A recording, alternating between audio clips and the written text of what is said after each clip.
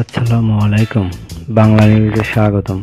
Google সার্চে কলকাতার কোন নায়িকা সবচেয়ে বেশি এগিয়ে? এই মুহূর্তে বাংলায় সবচেয়ে জনপ্রিয় নায়িকা কারা? দর্শক ভক্তদের মধ্যে মতবিরোধ থাকতে পারে, কিন্তু মিমি চক্রবর্তী, শুভশ্রী গঙ্গোপাধ্যায়, সায়ন্তিকা বন্দ্যোপাধ্যায়, শ্রাবন্তী চট্টোপাধ্যায় ও নুসরাত জাহানের নাম এক ঝটকাতেই চলে আসে। এদের মধ্যে কোন নায়িকা নিয়ে এই দেশের গুগল সার্চে সবচেয়ে বেশি খোঁজা হয়, সেই অনুসন্ধানে সাহায্য নেওয়া হয়েছিল গুগল ট্রেন্ডস টুলের। এই ট্রেন্ডস সার্চে দুই ধরনের টেম্পোরাল ট্রেন্ড বা নির্দিষ্ট সময়সীমার ট্রেন্ডের অনুসন্ধান করা হয়, একটি গত 1 বছরের ও অন্যটি গত 5 বছরের। গুগল ট্রেন্ডসের সার্চ ট্রেন্ডস থেকে কয়েকটি তথ্য উঠে এসেছে। শুভশ্রী গঙ্গোপাধ্যায়, নুসরাত জাহান, মিমি চক্রবর্তী, শ্রাবন্তী চট্টোপাধ্যায় ও সায়ন্তিকা বন্দ্যোপাধ্যায়, এই 5 নায়িকার মধ্যে ধারাবাহিকভাবে অপেক্ষাকৃত বেশি সার্চ হয়েছে শ্রাবন্তীকে নিয়ে।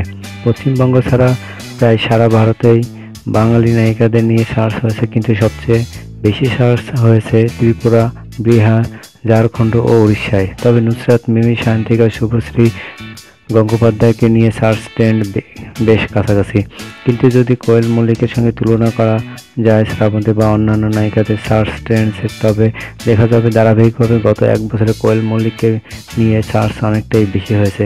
বলা যায় গত 1 বছর ও গত 5 বছরের সার্চ ট্রেন্ডসে তিনি বাকি বাঙালি নায়িকাদের পেছনে ফেলে দিয়েছেন। শুধু গত বছর জুলাইয়ের শেষ ও আগস্টের প্রথম সপ্তাহে এগিয়ে গিয়েছিলেন শ্রাবন্তী, সেটা সম্ভবত কৃষণ ব্রজের সঙ্গে তার এঙ্গেজমেন্টের কারণে। শুধুমাত্র নুসরাত ও মিমি, শুভশ্রী, সায়ন্তিকা নয়, অন্যান্য নায়িকারা যেমন পায়েল সরকার, সোহিনী সরকার, তনুশ্রী চক্রবর্তী বা হালফিলের কুশানী মুখোপাধ্যায় সার্চ ট্রেন্ডসের সঙ্গে যদি তুলনা করা যায়, তবে তুলনামূলকভাবে সকলের থেকে এগিয়ে রয়েছে শ্রাবন্তী ও কোয়েল।